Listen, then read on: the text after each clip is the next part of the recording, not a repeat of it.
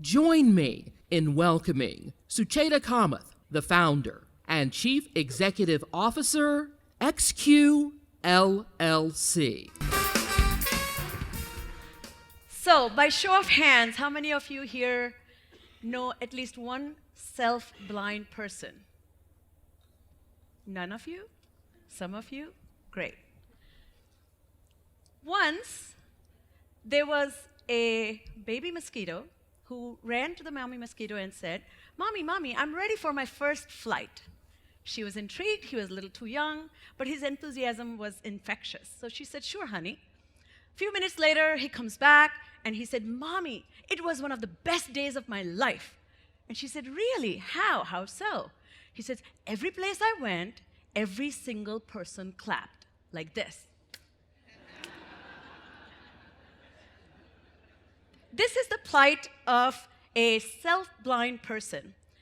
Unlike the mosquitoes, humans do not have that plight because we have a very secure prefrontal system that allows us to take a look at ourselves and manage ourselves. So this self-awareness and something called executive function allows us to unlock the realities of the self.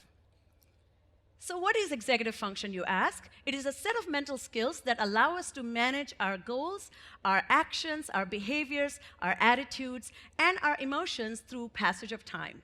This is what allows us to achieve our goals and reach the destination of the future self. Executive function secures a strong relationship between the current self and the future self. Research shows there are three core components of executive function: inhibition, working memory, and mental flexibility. Now, interesting thing about that, popularly we call inhibition self-control or attention control. What you're doing right now, I hope, not texting, but listening to me. This is one particular ability I like to describe as mind's fly swatter. It allows you to ignore information that's irrelevant and pay attention to information that matters. This ability, when in action, really allows us to stay centered, focused, and optimized. And this is why multitasking is a myth. The second core component of executive function is working memory. I like to describe this as mind's mental bowl. This is where mixing of things happens. This is the place where you hold on to information while you're comparing, contrasting, taking decisions, taking the current information into consideration, comparing it to your past knowledge, and you are carefully coming to conclusions. Working memory can be disrupted by distractibility and interruptions. Working memory is one of the ways we veer away from the goals because we are thinking about something in the past. One of the most powerful places working memory shows up is in the place called prospective memory. This is our ability to remember and remember you forget. This is precisely what has brought you here today, to be here on time. So reminding yourself to remember is a very critical executive function skill. The third, my favorite, is the cognitive flexibility. This is, I like to call it, is mind's sliding doors. This is a particular skill we use to shift our mindsets, flexibly go from one idea to another, take a perspective of the other. Most importantly, this particular ability allows you to let go your rigidity and fixatedness. Any stubborn people you know? They lack the mental flexibility. Mental flexibility, when in action, actually allows you to come to the most beautiful creations or solving solutions of not just your current self, but of the future self, and if you're generous enough, allows you to think about others and solve social problems. Now, it is not that your executive function is always at its best. On a daily basis, you run into faux pas, glitches, but sometimes they can be epic fails. So a morning self can be very, very on top of their executive function, and by the time it's nighttime, it's wah, wah, wah. Have you done some impulsive shopping at night, or it's just me? So let's take an example when it doesn't work well.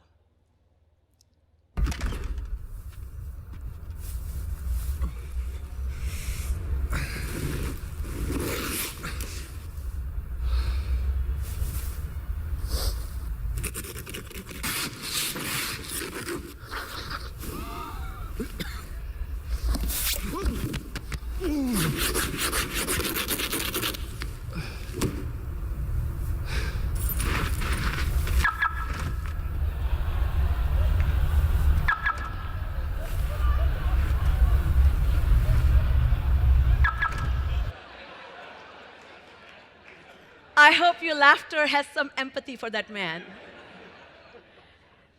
So certainly, making a mistake is inherent human quality. It's your executive function that, however, leads to learning from that mistake and taking some steps to prevent future repetition of such mistakes. And you know what the key ingredient is? Reflection, self-reflection. That requires pausing, inhibition, thinking about the alternatives, working memory, and flexibly advising self from the perspective of the other to do better next time. Now, the unfortunate thing about this, particularly those who never heard the term executive function until today, this is not a commonsensical word, or neither the idea is commonsensical. I like to describe executive function as the iceberg because there's a lot that doesn't meet the eye.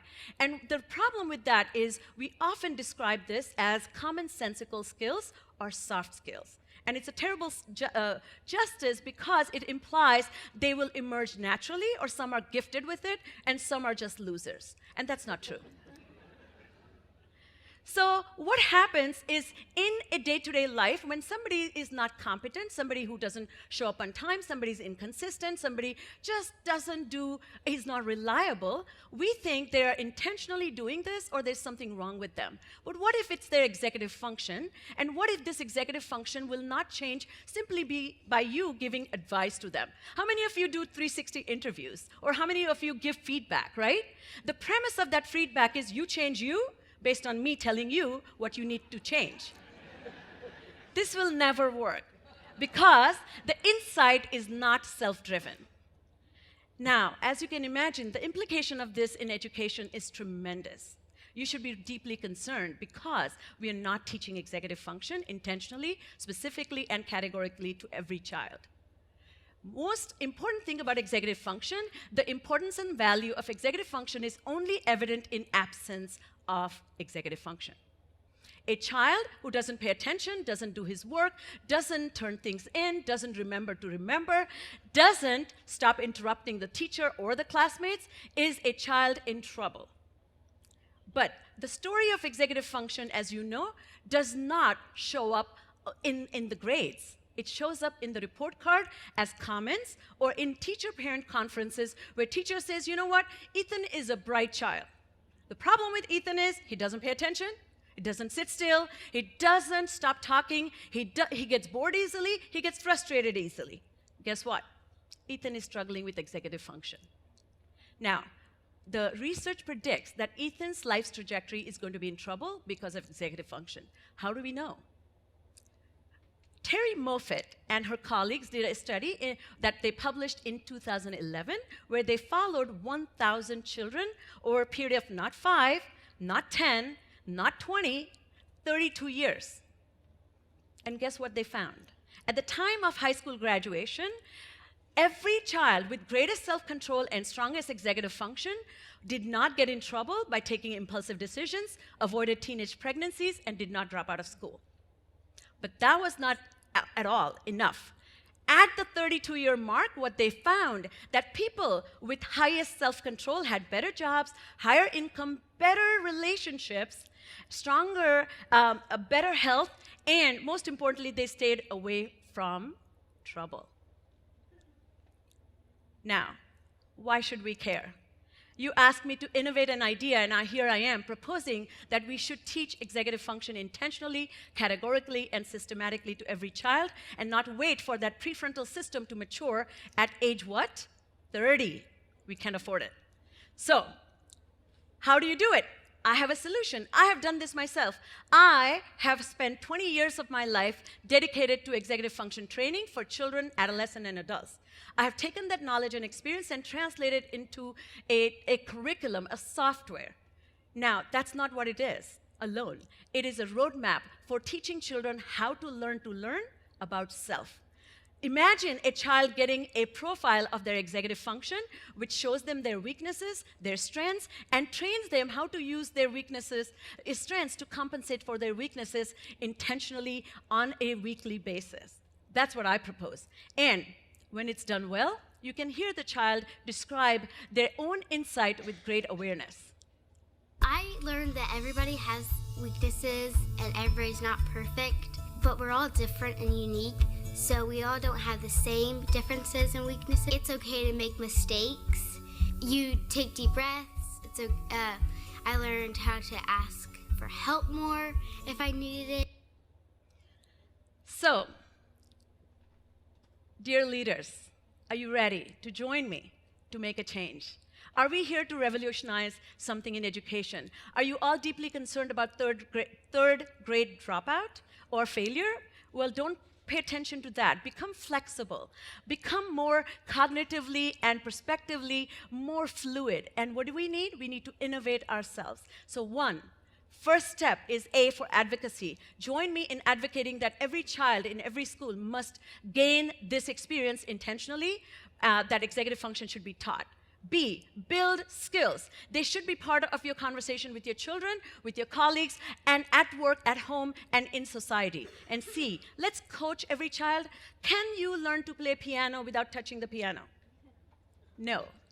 Can you sing so that you will learn piano? No. Why are we teaching math? So that a child learns to manage, not math, but manage project. Project management is a skill that needs to be taught very, very effortfully. So thank you for this opportunity, and make sure you know that executive function matters, and self-blindness is only resulting from lack of self-directed attention. Thank you.